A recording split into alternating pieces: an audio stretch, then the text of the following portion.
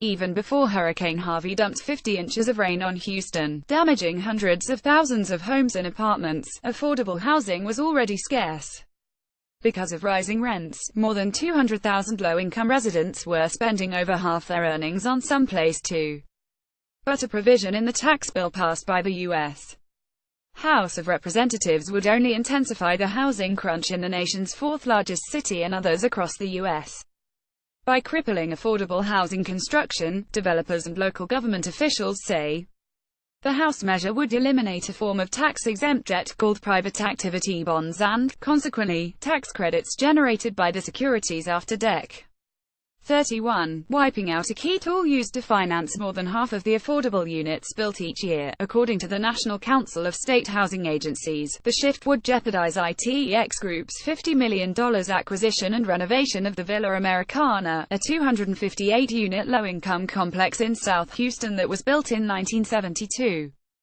The hurricane has only increased the demand for housing in September. The average rent for a single-family home jumped 8% from a year earlier to $1,886, according to the Houston Association of Realtors. If this tax legislation ever gets through, the project will probably die, said Chris Akbari, ITEX Group's president and chief executive officer.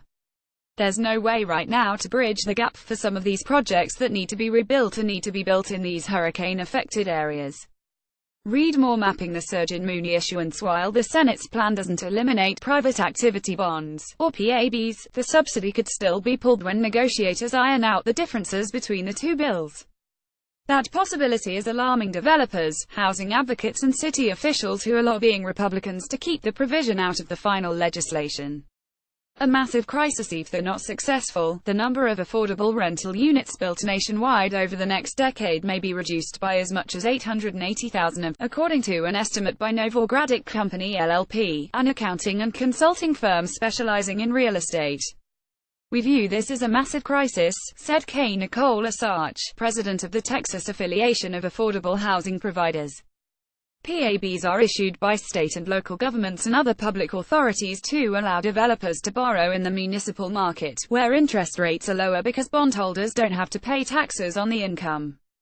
They're also used by hospitals, universities and other non-profit groups, as well as by airlines and power companies. The impact of the abolition of PABs on affordable housing is compounded because developers that finance more than 50% of their projects with the debt can receive income tax credits, which they sell to investors in exchange for equity financing.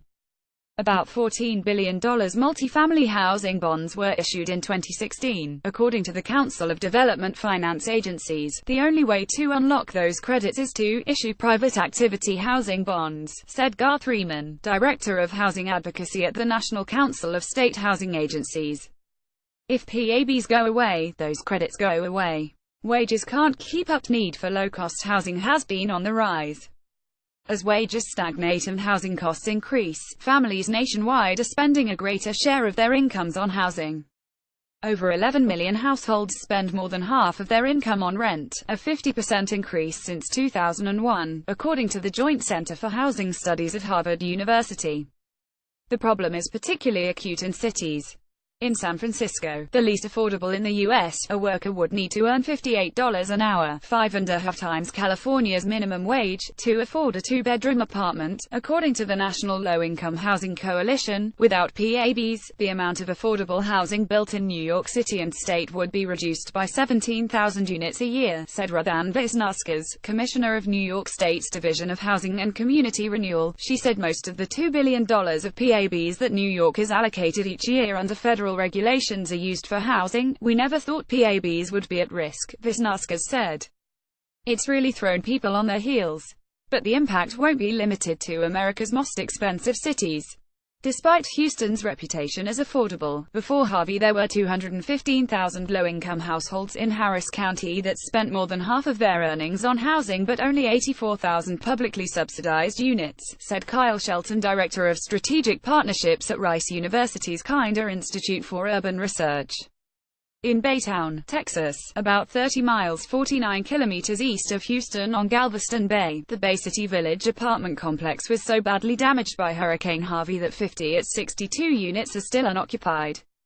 before the storm-related causes. Affordable Housing Division planned to buy and rehabilitate the 40-year-old complex, using a combination of PABs and tax credits, said Matthew Finkel, president of New York City-based Related Affordable. The Republican tax plan has put that project in doubt. It would have a huge impact on the ability to execute that deal, he said. Without the bonds, without credits, and the equity from those credits, it just becomes very difficult to make the deal pencil out.